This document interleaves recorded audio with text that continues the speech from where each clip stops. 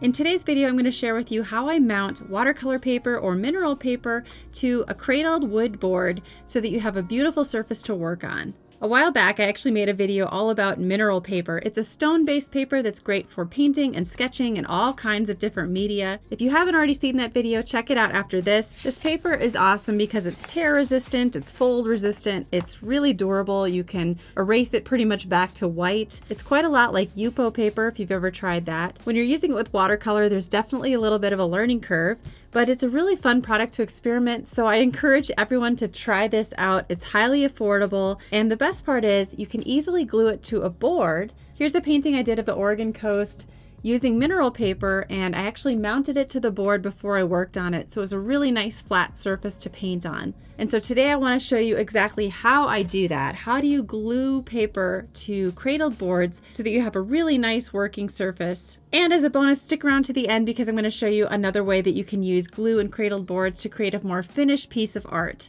So let's get into it.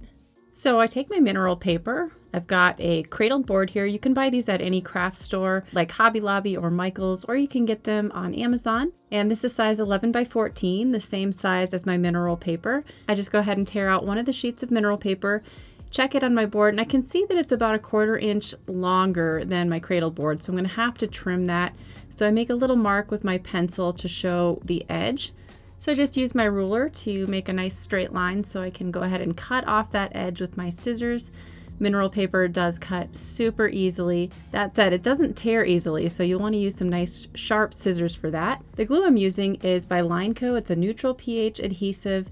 It is absolutely perfect and actually recommended for this particular purpose. I also have a glue roller and a Bondo tool. I start with a push pin just to poke a hole in the top of that glue container. This way I can easily squeeze out some glue onto my board. Now, you're going to want to be quite generous with your glue. In hindsight, I probably could have used more glue than this. This was just to start out. I wanted to see how well the glue rolls on the board. This was my first time ever trying it. So, sometimes it takes a little bit of experimentation to figure it out. The roller I purchased came in 2 sizes. This is the larger one that I'm using since it's a fairly large cradled board that I'm working on. I had to apply glue multiple times just to ensure that I got the glue all the way to the edges. Make sure that your glue goes edge to edge and be really careful to hit those corners, especially. You don't want your paper popping up on the corners. So be generous with your application of the glue. When I'm using my roller here, I'm not pressing hard. That would kind of squeeze it all over the place. I'm just gently rolling across the surface, almost like a rolling pin, but without all the pressure. And then I'm just applying extra glue wherever I felt like it needed a little bit more. This process probably took about 7 or 8 minutes. It wasn't too long. In fact, it was quite easy to do. So then the nice thing about this glue is that you can apply your paper and you have a little bit of wiggle room to just slide it around on the surface. It's not like one of those glues that just instantly bonds. So thankfully you have some time to move around your paper before it dries. And it went on so smooth, I didn't have any bubbles. I had my little Bondo tool here just in case there were some bubbles or wrinkles, but there were none whatsoever. It was perfectly flat. But just to ensure that it glues perfectly flat and dries that way, I just loaded it up with some books and I let it dry for about 24 hours. With my board all set and ready to go, I went ahead and did a painting on it. You can see I started with some watercolor washes. As I said at the beginning, the mineral paper is really nice because you can use multimedia on it. You could apply acrylic, you could use pastels, you could use pencils. The watercolor tends to want to do its own thing on this surface. As you can see, it really is kind of fun watching it spread and bloom all across that surface, especially when it's wet. So if you prefer a more controlled style, just use smaller brushes. Towards the end, I applied some more details using Prismacolor colored pencils, and I thought that worked really well. And having the wood surface underneath the paper actually added to the texture. It made it so that I could use almost a dry brush technique with my pencils.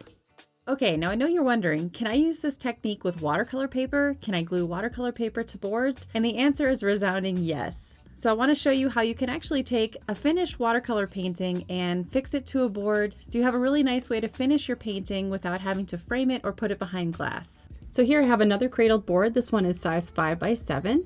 And I have a little finished rose painting that I did a couple of weeks ago, and my smaller glue roller. I'm going to use that same neutral pH adhesive by Lineco and squeeze out a generous amount of glue across the surface. Now it is really important to use plenty of glue.